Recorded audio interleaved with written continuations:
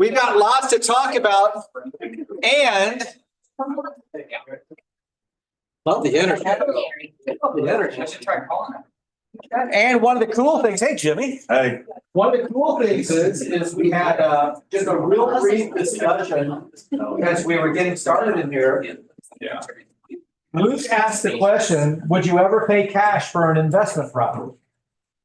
And I think that the answer to that is depending on who you are, how old you are, what else you could be doing with the money, those kinds of things.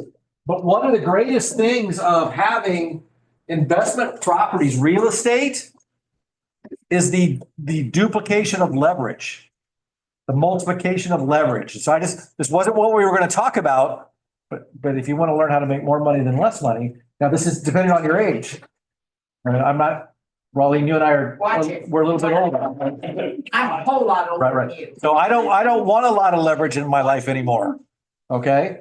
Jimmy's still comfortable with a lot of leverage, right? I mean, it's just, there's nothing good, bad, or ugly about leverage. It's just about whether you're using it. Here's the thing. If you take $100,000 and you put it into your one house, and I'm just using 100,000 because it's easy, but 100,000 into one house or one set of stocks, what are your returns based on? Value. They're based on $100,000 because that's what you have is $100,000. Now I know you can do leverage things with stocks and all that other kind of stuff. Most people don't, but you can. So, but if you have $100,000 in the stock market or $100,000 in that one house, all of your returns are based on that one house. If you have that $100,000 and you split up 33, 33, 33 and put it into three $200,000 houses, now all of your leverage is based on $600,000 worth of real estate. See that? Now we have two people in the room that have a lot of experience with like multiple properties. Richard, so I'm going to call on you today a little bit, and Jimmy, I'm going to call on you today a little bit. Do you guys have any different thoughts on this? Because I'm probably going to bring you up a little bit. We weren't going to talk about this, but this is important. Have thoughts? Well, with $100,000 in the second scenario, you're moving $600,000 worth of property. So that's good. So if your $600,000 worth of property appreciates 3%, that's 18 grand versus one moving 6. Yeah. Then you have That's from a salesperson standpoint. on the other. I just got commissions versus one. Yeah. Interest rates are making it harder now, though, to do that. So, I mean, I get a lot of people that are kind of hesitating because rates are so high. So that factors in too.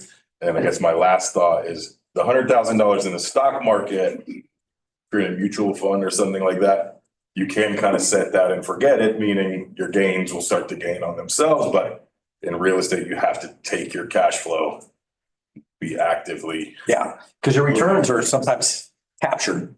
Yeah. Right up. And the other thing is this is more liquid. Like if you get into a pickle, this is a lot more liquid. A lot more volatile, but a lot more liquid. Cool. And you said something about interest rates. Look for an email from me on Sunday on my every other week email on Sunday. I cut a video yesterday back there in the social media room about how to have conversations with investors about the interest rates. And it might help you sell a couple more houses this year. We can talk about that. Did you have something else for that? Hear what Richard. Oh, no, I think those are really great observations. I might add to it. I mean, and I think you mentioned it, but 100,000 in the stock market, you just got the 100,000 that you're working with. But if you got 100,000 invested in 3 properties, you get the benefit of 600,000. If there were 3, 200, you see what I'm saying? You get the benefit of the 600 to leverage. And so that's a big benefit, 100 versus 600.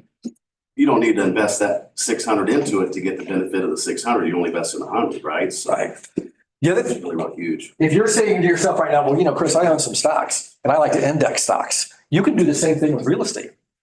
Like this one might be in Johnson County, this one might be in Jackson County, this one might be in Flat County. Like you're indexing, you're protecting different economies, different things. Or this one might be in Tulsa, this one might be in Kansas City, this one might be in Las Vegas. Which I'll give you a lot of reasons not to do that in Las Vegas. But that's just one of the. So I didn't know we were going to talk about that kind of thing.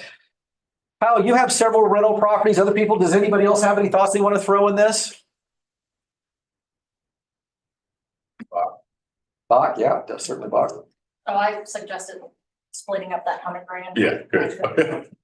The good idea was box, just so everyone knows. Chris? So I'm actually in this position right now. We're getting ready to sell a house and we're gonna have just under 100,000 profit. And we were talking about putting that into the next property, but using a 1031 exchange. But I have mixed feelings about 1031 exchanges. So what is your opinion on that? It's a fantastic club in the golf bag. It's not the only club.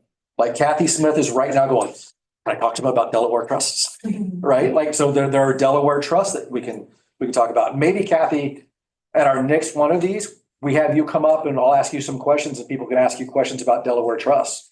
Okay? How many people know what a Delaware Trust is in great detail? I'm not going to raise my hand. I know a little bit about it, but I'm not an expert on it in any way, shape, or form. What is it? The Delaware Statutory Trust. So it's another option for a 1031 exchange, but there's qualifiers that you have to meet in order to participate. And it can actually be better than a 1031 in the right occasion. And by the way, one of the things I do like about 1031 exchanges is you don't have to exchange everything. Like I remember one time we did an exchange, but we left $45,000 out of the new real estate because he wanted to buy a truck for $35,000. So he went out and bought his truck for $35,000, and then we didn't use $45,000 of the income into the new properties. So he paid the taxes on that, which was about $10,000. So you can structure different things different ways. There's no one size fits all for everybody. The guy wanted a new truck and didn't mind paying the taxes so that he could have his new truck. Absolutely. I mean, if you have that money earmarked for something else, because when you sell the property, you're gonna pay the capital gains taxes on it. Sometimes that's like, ouch. Right, so we're gonna profit about 100 after we pay off the mortgage, and then, so we're figuring 80. So if you want to pay the taxes now, or maybe not ever, because my philosophy's changed a little bit as I'm going along. It's like, okay, I sold a couple properties, paid the taxes, and that was, like I said, that was kind of painful seeing that go away because you don't have the benefit of that money anymore. But like, if you're gonna hold on to the properties forever, do the 1031 exchange possibly. If you're gonna just will them to your kids eventually, you still have the purchasing power of that additional money you're giving away in taxes. So I don't know. You leverage and re-leverage and re-leverage. Yeah, just re-leverage it. And like, that's kind of where I'm looking at now. Like, how can I just increase my cash flows to accomplish some other goals that I have without having to ever sell a property again? Because like I said, who wants to pay taxes? Gosh, that's. Well, here's another thing to think about though. Like they teach you, if you got $100,000 in the stock market, don't sell that when you want to buy something. Borrow against it. It's cheaper than paying the capital gains in many cases, not all cases, but many cases. So you have to be comfortable with the leverage game. And again, I'm no longer comfortable with it. Like I don't want any more leverage, but there's a lot of people a lot younger than me in here who have different goals. That's fine. In no way, shape or form, when I offer my opinion, am I saying it's what you should be doing? You should be figuring out what you're doing. Kyle, we interrupted you earlier. Did you have anything you wanted to add? No, not necessarily. Okay. So when you do, speak up, 'cause I know you have I would say properties. the only thing is it's harder to maybe pull out if you have 3 properties with 20% down on each. It's harder to use that equity. Because they're all the banks always gonna want 80% loan value on there, so. Absolutely. So if you put all that 100 into one house and you want access back to that money through a cash out refinance or a HELOC on the investment property, you have more access to the cash quicker if you wanted to do 1 property versus 3. Yep. So liquidity is the big benefit. If you're looking for liquidity. Yeah, and more cash flow. Yeah, if you have 6 months of reserves for your personal life and 3 months of reserves for your business life, you may not care. What's your opinion? These are kind of the fun things. So while we're talking about all of this and what the returns are, here's something I did want to talk about. Then we're going to share a good news story up here. Then we'll talk about anything you guys want to talk about.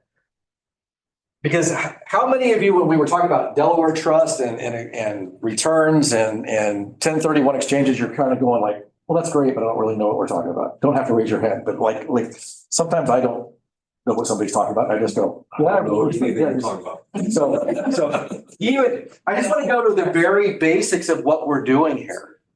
Because not only will this help you, but will it help you when you're, sitting down with an investor? Jimmy, how many times do people sell? We have people that will go out and they'll work with agent X. So if we're talking about you in here, we're not talking about you, but agent X will sell them a house because they said that they work with investors. And then they'll come to us and maybe the rent's not realistic or it's out of the ballpark or the returns they're expecting, or we're like, could you explain those returns to us again? Because we don't get it, right? I don't know how we're going to do that for you. Does that happen a lot? Too often. Okay, so you're not only are you learning for you and your money, you're learning so that you can sell more houses.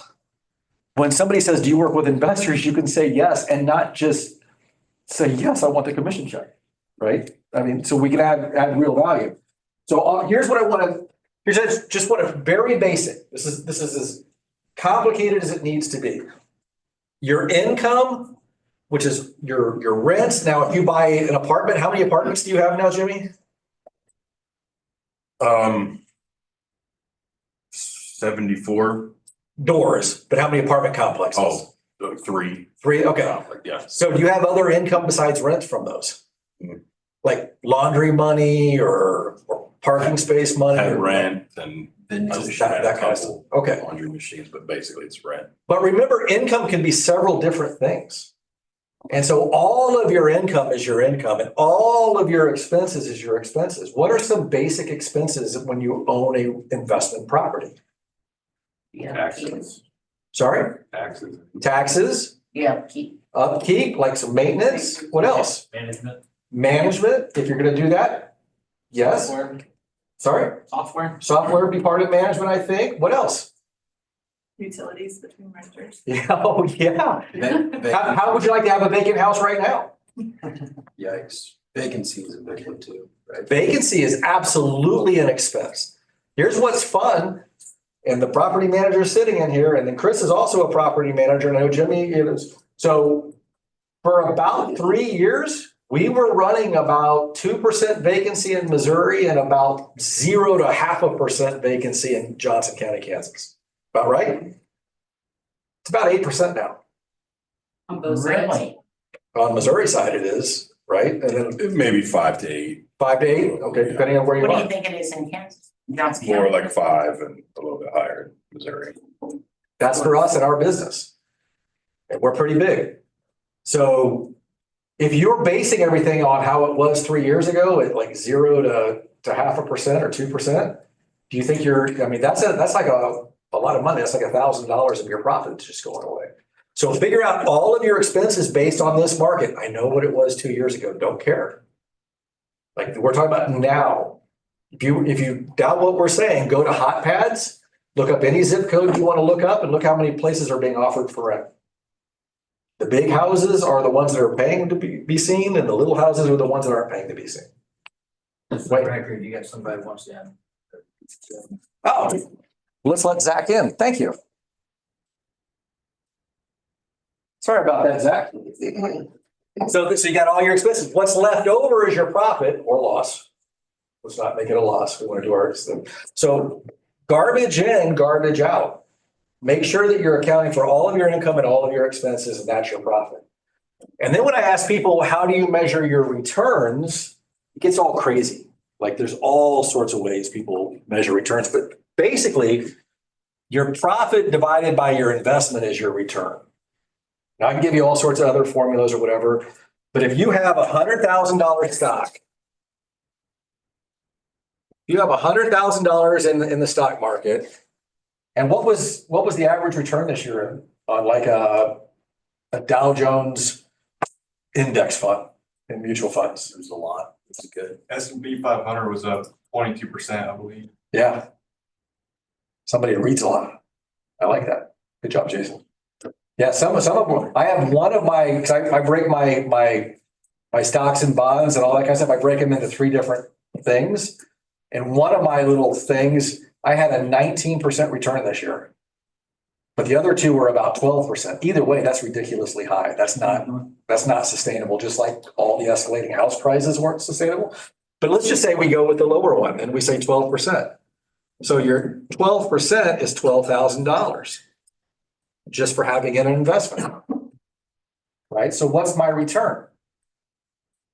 My return is $12,000 divided by my investment. So my return is 12%. Does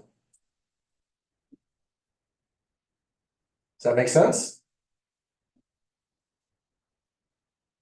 Yeah, so let's do it. Now let's do a house. Everybody get a pen and paper out if you've got one, or get on your calculator.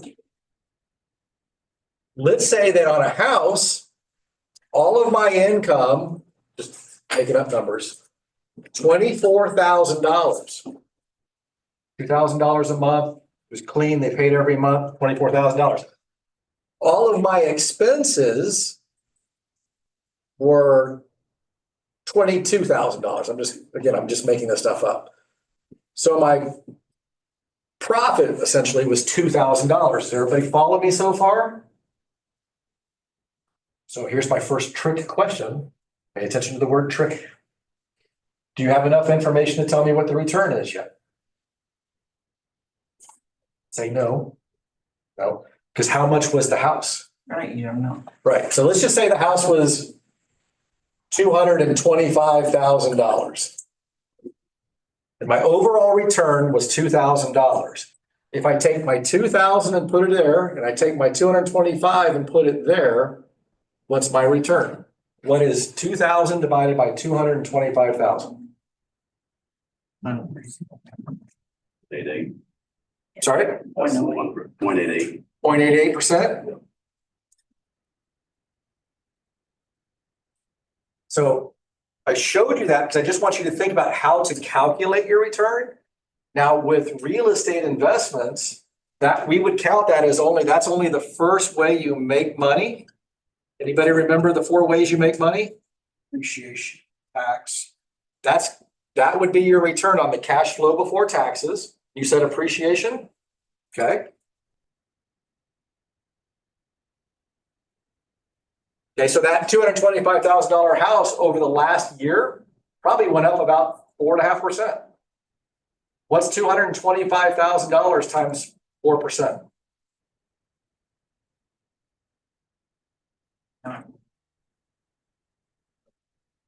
Yeah, Is that again? 25 times 4 is So $9,000 was the appreciation. So what was my appreciation return on that house?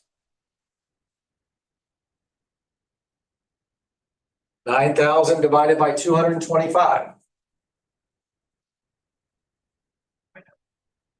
4%. See how that works? Right?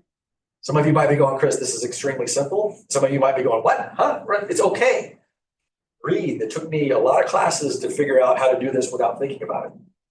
Okay. This is how you do your returns. What are 2 other ways you make money in real estate?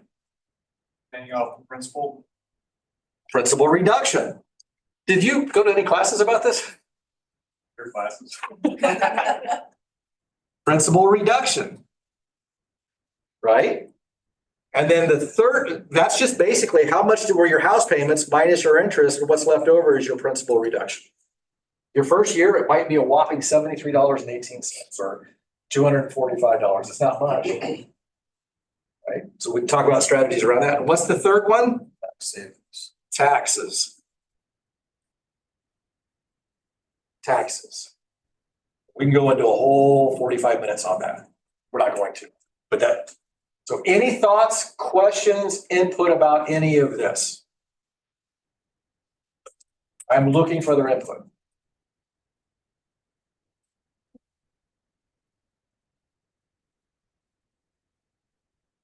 Benefit from it unless you're in the game. Oh my gosh, there's an aha. Yes, we're going to get to that in a few minutes. Mary. Right? Anybody else? How many of you feel like this is still a little money? It's okay, raise your hand. This is a safe room. I do. Okay, yeah. It is, it's never 100% clear. This is why you have to be really realistic about how much your income actually is and your expenses actually are. And is it safe to say that if we talk to 100 investors, we will get 116 different ways they measure returns? It just is. So you might write this question down in case an investor ever calls you. This is one of the most important questions here's 3 or 4 questions that are extremely important to understand. Here's my first question. Do you own any properties now? Do you own any properties now? Great. What can you tell me about them? I want to know where they are. What did you pay for them? And what are the rents?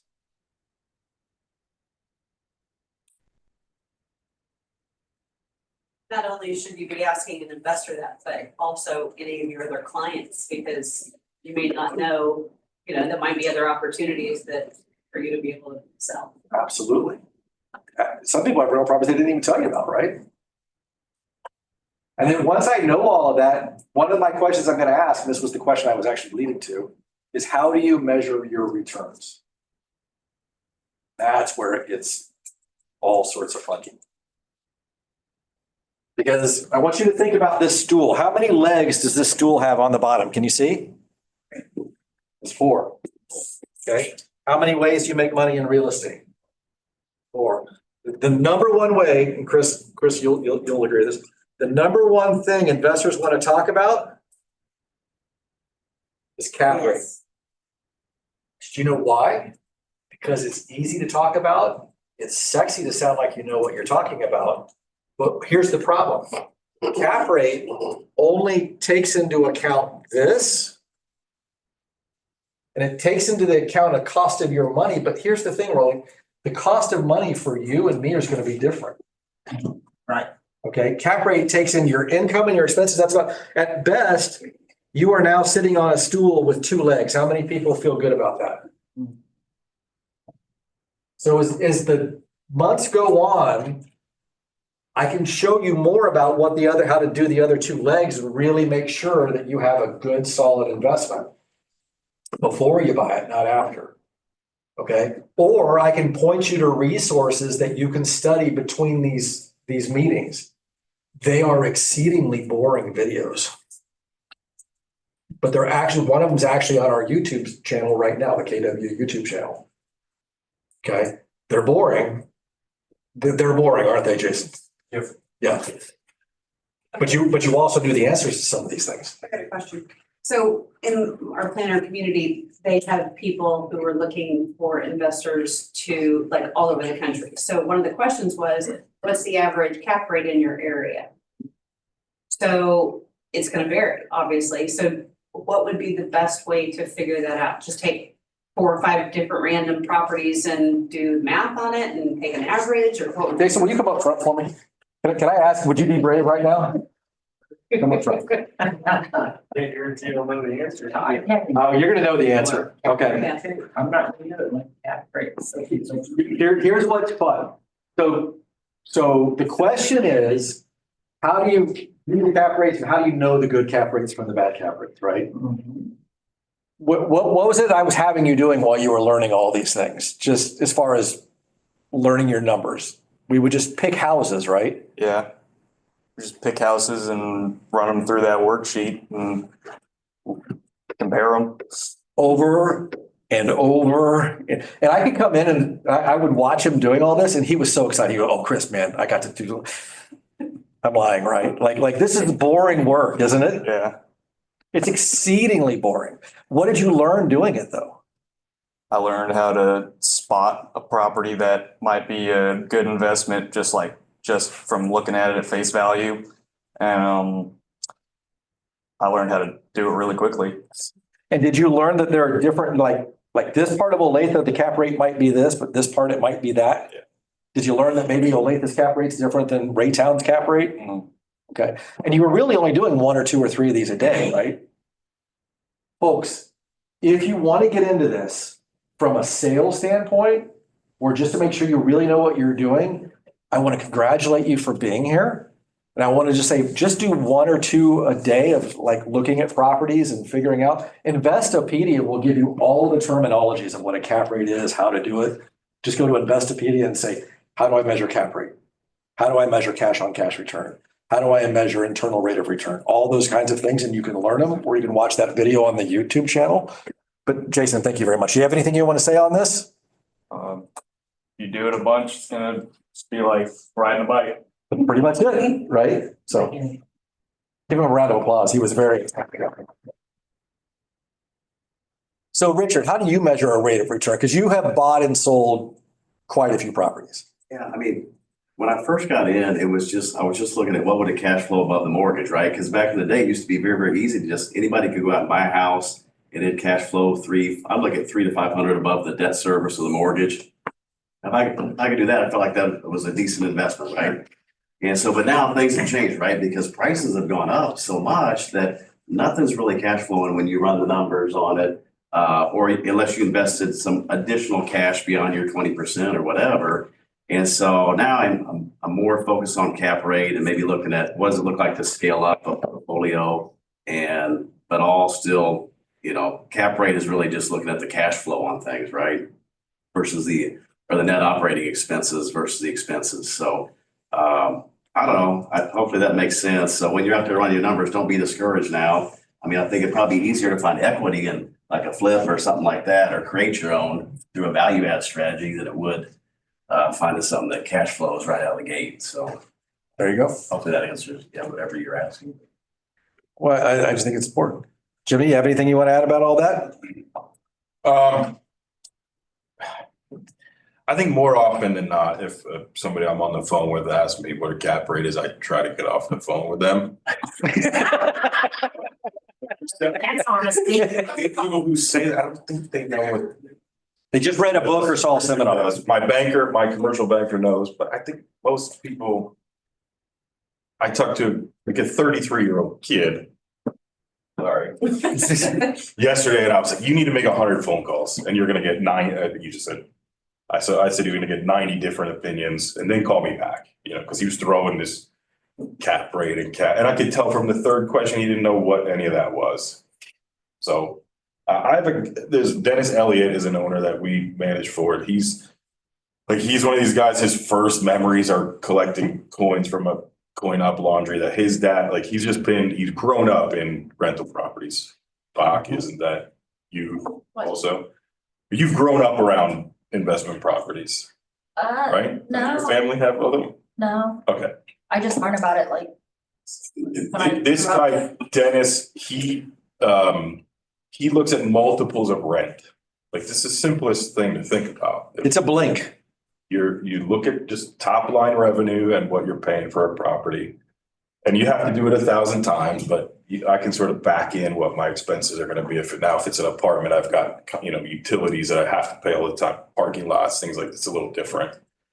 But just top line revenue versus price, and everybody used to look for that 1%, and interest rates were great and you can buy it all day. So Richard's exactly right. People now are just, you pay 35% down, you're buying cash flow. I don't know. Were you using monthly or yearly rents? Annual. Okay, so what he's saying is yearly rents divided by cost of house.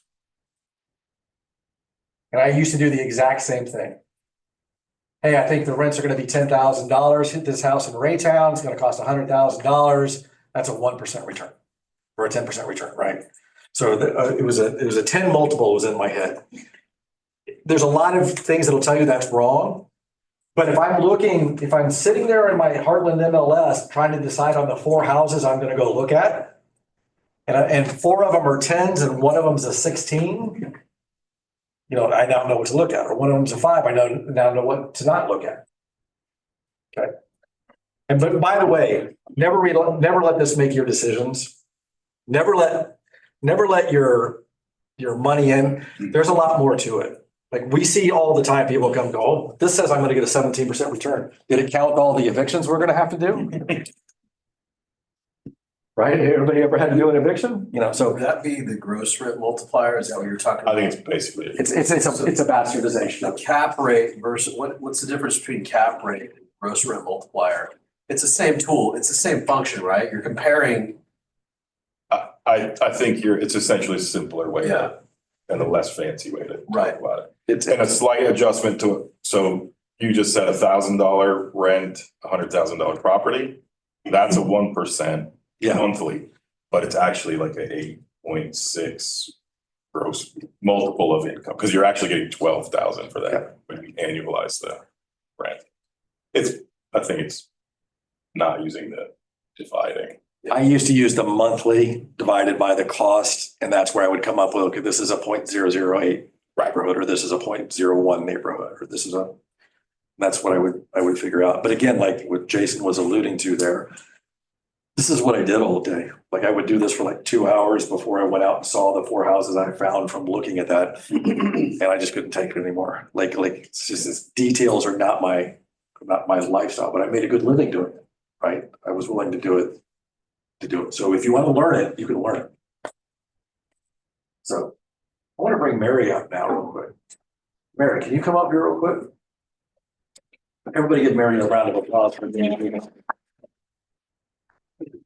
So stand close enough to this so that everybody can hear you as well. But so last month we had this, we talked about this, and then a few days later you gave me a call and said, I've got this property I'm thinking about, right? Yes, correct. Okay. So the reason we're going to talk about this in front of everybody, because I want this also to be people bring a deal that they want the room to kind of help evaluate. Did anybody bring a deal this time? All right. For the next time we do this in February, somebody bring a deal. That's what this is for. It's a safe place. Deal, what I'm talking about. Okay, great. We're going to do that. We're going to leave time to do that. I have a 2:00 coaching call I have to be on. So even if you guys are still talking, I will leave here at 1:58. Okay, there are smart people in this room that can help you. But Mary, so how'd you find out about this deal? Actually, I had a client that I had done a couple deals with in the past, and he reached out to me wanting to sell another property. And so I met with him, we talked about it, and just left it that I would run comps and think about selling it for him and so forth. And then because I had just attended this class last month, I got home and I went, wait a minute, maybe this is something I could actually buy. And so I contacted him and asked if he would be open to that. And he's like, yes, absolutely. That's fine. And so. So yeah. pause right there for a second. What's your first aha? She asked, She asked? That's my second aha. But that's an important aha. keeping her eyes open for what's out. She's keeping her eyes open. I think because she's coming to things like this. Yes. She's also, thank you, Wayne. I love how you're paying more attention to them than I am. So thank you. Exactly. So, but I think by coming to things like this, and Mary is a regular attender, that her mind, her RAS, for you bold people out there, her RAS was activated. This is what we're talking about in bold when we say the RAS, that's what we're talking about. Okay, so then what happened? And so then I went home. Well, actually, I had read your article on equity sharing. I don't know if any of you have read that, but I had looked into that, and that's where we got another aha, where we could maybe go into this with an investment with our youngest son, Eli. And so we chatted with him about it. He was obviously very excited about it as well. And we actually asked you to come with us and look at the house. Pause right there real quick.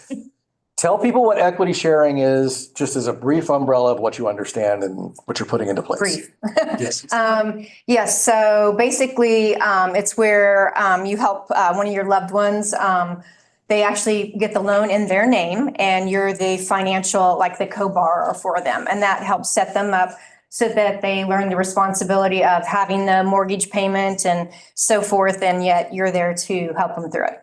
Right. So in the article I wrote for me and Piper, what I did is I made all the down payment. I made all of the renovations to move her in. She gets to make the house payments, except for when she's a student, then there's a complicated formula that we have for all that. But it's essentially her house. We're both on the mortgage. It's her house. When we go to sell, because she was taking care of the day-to-day maintenance and living in it, and I put all that, when we go to sell, at closing, I get all of my renovation money back, my down payment money back, and any other major repairs we may have between now and then. And then whatever's the remainder, we split 50-50. You get to pick who she marries. That would be fantastic. I do like the young man she's engaged to. So, but here's the win. I'm maybe not getting the 9 or 10% return I would be getting on my own, but I'm outpacing inflation.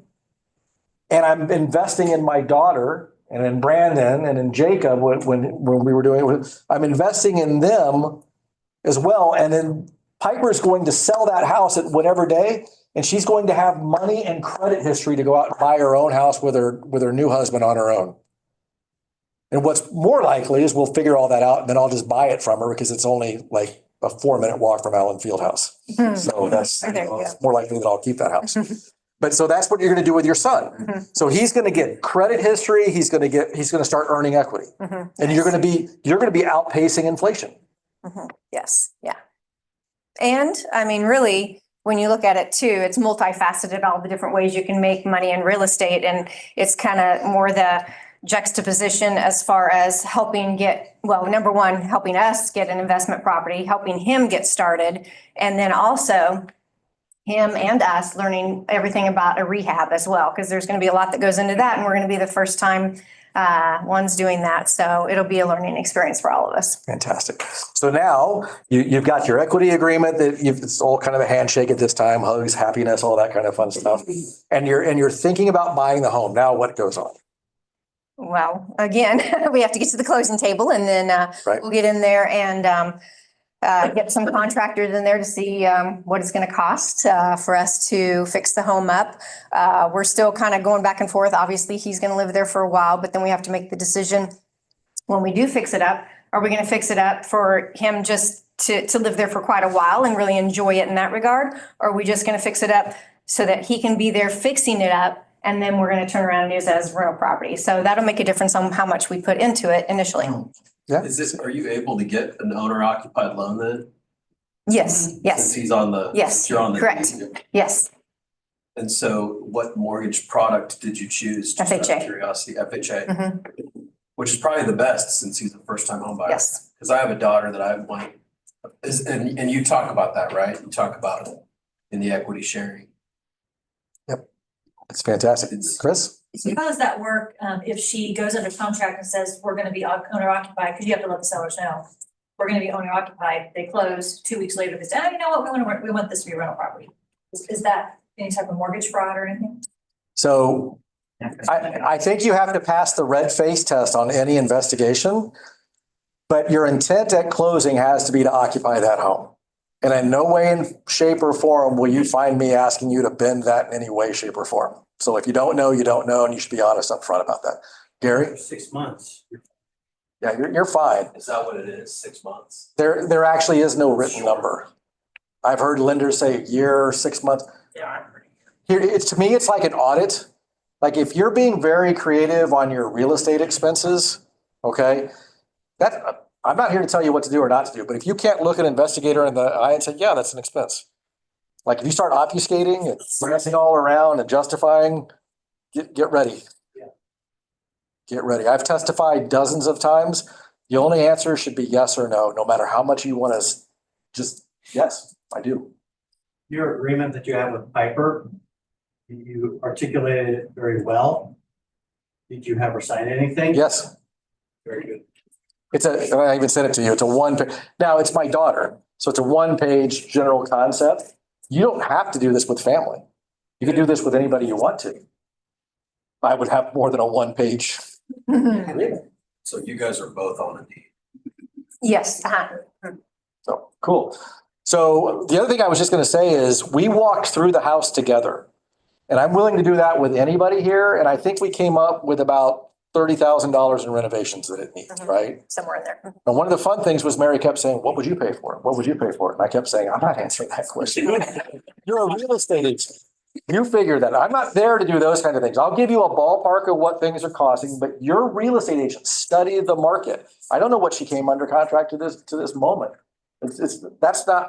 I'm not taking on that responsibility unless you're going to pay me a commission. Okay. But I will go through and I will tell you what I think about certain things. And I think it was scary, wasn't it? It really was. I mean, first time doing it, and here I am in the business, and I have always believed very much in investment properties. Of course, that's a smart thing to do.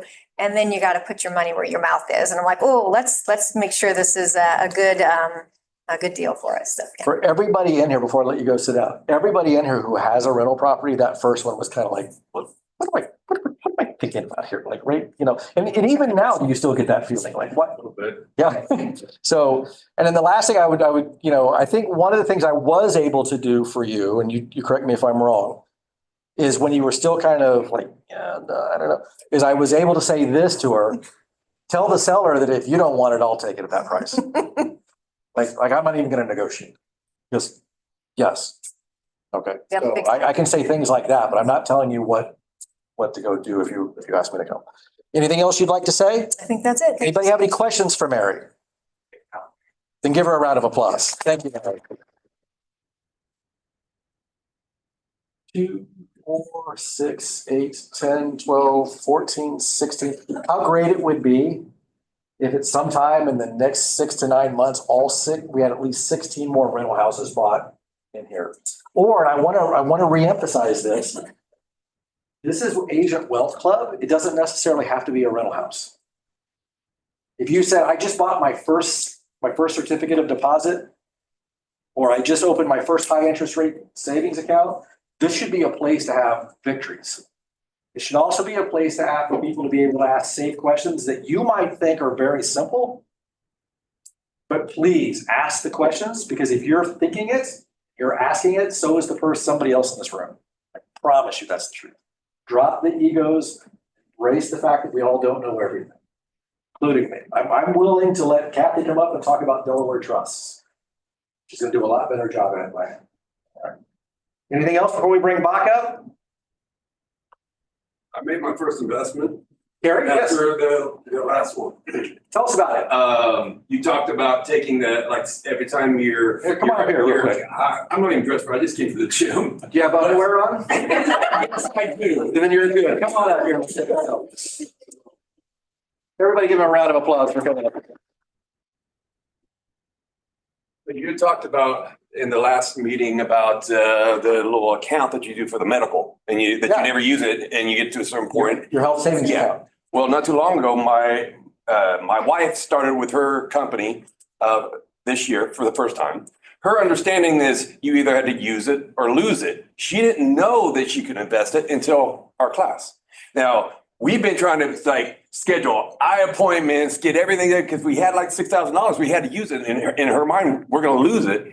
We got it down to about. Make sure that's your program. Yeah, it got down to $600, and I told her about the investment, so she invested the rest of the $600. Yep. And I'm like, that's so simple because we're paying into it all the time, and we could just move it over. So I don't know how they all work, but in ours, your HSA money goes into this account, but it's linked to an investment account. So check this out. Make sure it's okay with your. Yeah, there was like 4 or 5 different options she could invest in. You go to the link, then you can invest that.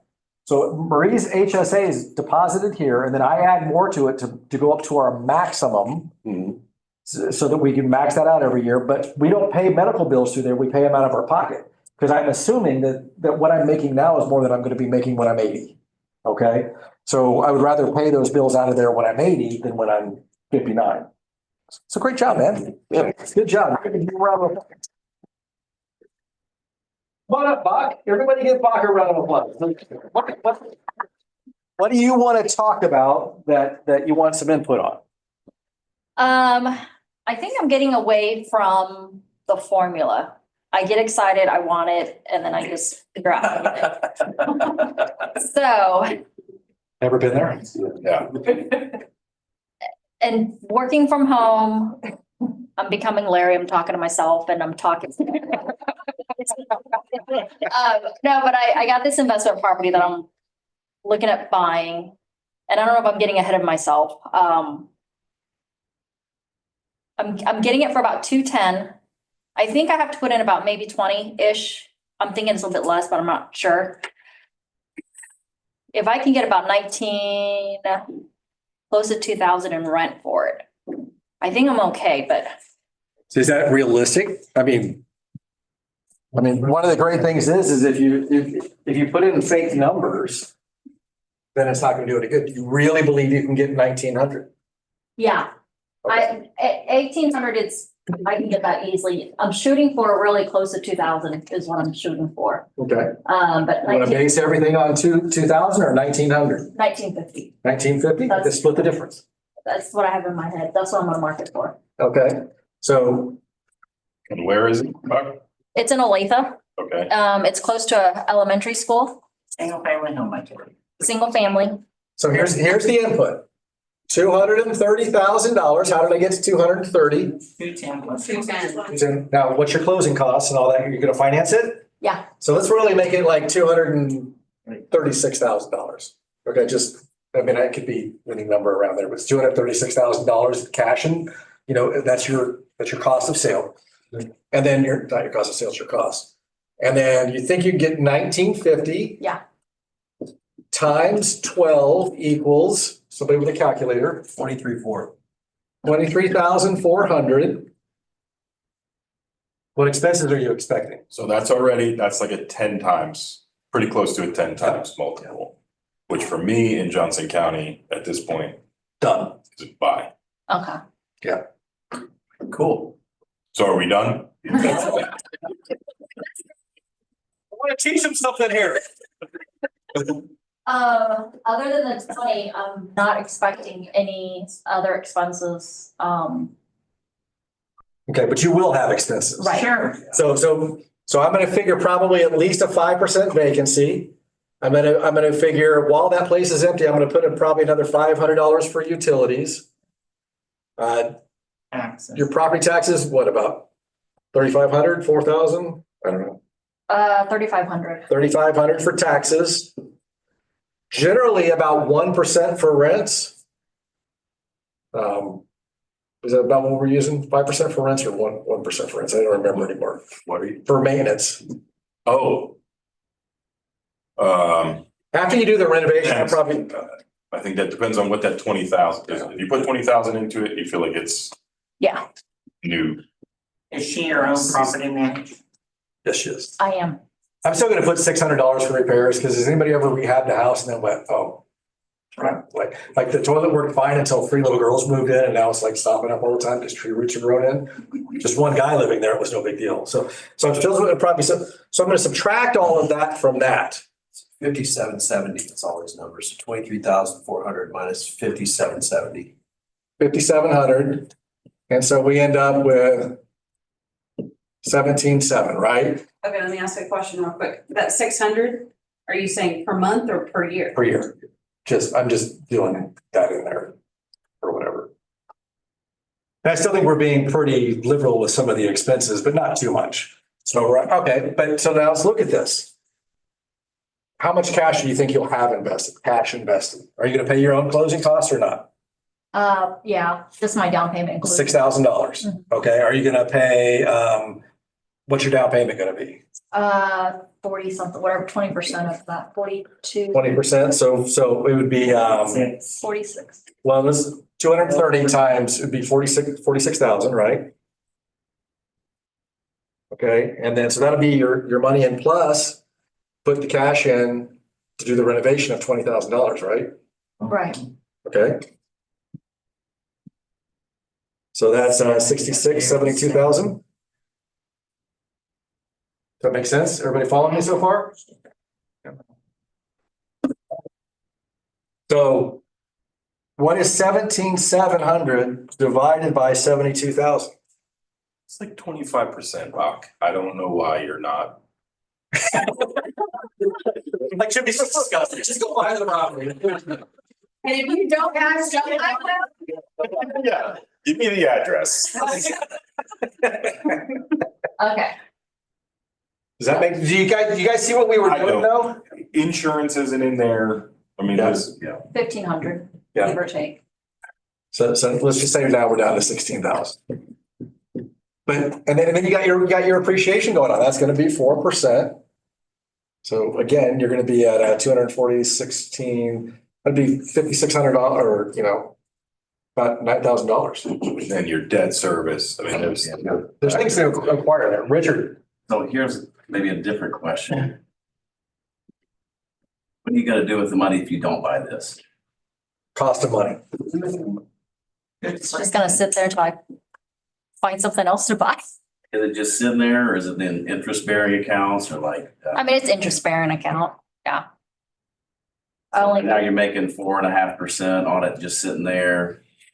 But you're not really that because whatever inflation is, go ahead and subtract that out, right? So if inflation's 4.5%, you're break even. So it's just sitting there, 72,000 sitting there making nothing versus if you put it into this, you can actually make some money. And then if inflation keeps going up, like maybe predicted, then your asset value will increase with inflation. So you're actually doing yourself better by investing in the real estate. What's inflation been the last rolling 12 months? As real estate agents, you should probably pay attention to that. Depends on the source that you quote, right? I'm just using US inflation calculator and like, it's about 3.1%. About 3.1%. So, but that's, folks, I think that's, I mean, just the numbers, I haven't seen the property, because that's the other thing that I think our experience will tell people. This house and this house, this one might have the better numbers, and we're recommending you buy this house. And people will go like, why wouldn't I buy the one with the better numbers? I said, it's the spidey senses. It's like this one just looks better. It's closer to the school. It's closer to the job. It's closer than this one. So it's part math, part voodoo is all I'm trying to say. And I love you're laughing at that, right? You know what I'm saying, right? And so, but I think his question, what's the cost of the money? What else would you be doing with that money? That ultimately, because I can't tell you how many people have asked me, Chris, should I buy this house? And I'm always like, I don't know. Because you could also buy this house or this house or this house or this house or this house. That's the question. Which one is I'm going to buy a house, which is the best? And if you think that's the best option for the 3 or 4 houses you're looking at, I think you're gonna make Jimmy angry if you don't. I was like, Jimmy's conservative, I am too, so if he's excited. People are paying a lot more than that in Johnson County right now, so it looks like it. Yeah, I think more of these are gonna come available, by the way. I've seen more of these and Mary's, yours. I've seen more of these in the last 6 weeks than I've seen in the last 2 years. Now, is that number gonna be skewed at all then because your rent's not gonna know? More of these are coming available in 1950 as attainable, correct? That's correct. That's correct. I think in Johnson County you're safer because there's such a demand also for, like, her real strength would be if she was paying all cash. Yeah. You know, but I think in Johnson County you're safe. Like Johnson County, this is my bias on anything. Johnson County has been, is, and will remain the economic engine of Kansas City. So anything that's even marginally a good set of numbers, I'm buying because it's gonna be fine anyway. I got one question. Bob, did you say that it was listed for 210? it's off market. It's off market base, but you originally said 210, right? We came to 210. 20 in there for rehab. For rehab, okay. 6 for closing. Gotcha, okay. So my aha is off market, you need to be paying attention to off market. You need to be asking, who was it that said you need to be asking people, hey, do you have any investment properties that you're looking to sell? So is it off market through another realtor that you know, or somebody that you, like, how did you come? It was a referral from a past client that they're needing to sell to buy. Just getting to know their situations more. And I always do my full disclosure. If you sell to an owner occupant, you're always going to get net more money typically. And depending on their situation, I say, you're open to selling to an investor. I'm an investor. And I just tell them, I can give you 2 numbers. Do you give them 2 numbers? You said, if I sell it, I can sell it for you on the market like this? Depends on how far into the conversation we get. If they're so far in it where they need to sell like right now, they need to know their net and everything. I'll do it from the side as if I'm listing it. And then if they say, well, if as an investor, again, I do my disclosure, you're going to get less, just so you know. And I tell them, here's why, here's the numbers, here how it works. And I explain to them, if you're in a rush or you need time, I said, investor is the way to go. Because if you need 3 months, I'll wait 3 months. If you need whatever, I'll wait whatever. But if you're selling for a higher price, I said, when we get a contract in 30 days, I need you to get out. Because So that's a good talking point, is there's flexibility when you're working with investor on time frame. Yeah, I never do That's the, good. yeah, I never do like it's worse for this. I just tell them, if you are pressed for Yeah. time and you have a lot of stuff in your Disclose. house and you need that flexibility, it's time or money, which is more important. That's great. That's gold. I just lay out the options, you get to decide. And that's what I tell them. I said, doesn't hurt my feelings. If I get to list it, great. If I get to buy it, great. It just, here's the option. And I just tell them, which hat do you want me to wear when we have conversations? So we keep our communication straight. It's also a major, is it not a major advantage for realtors? Because you have exposure to a lot of those opportunities potentially. Yeah. Just summarizing. No, you're, I mean, I'm sorry, I wasn't trying to, but very, yes. Well, you get a lot of, like, I'm trying to decide.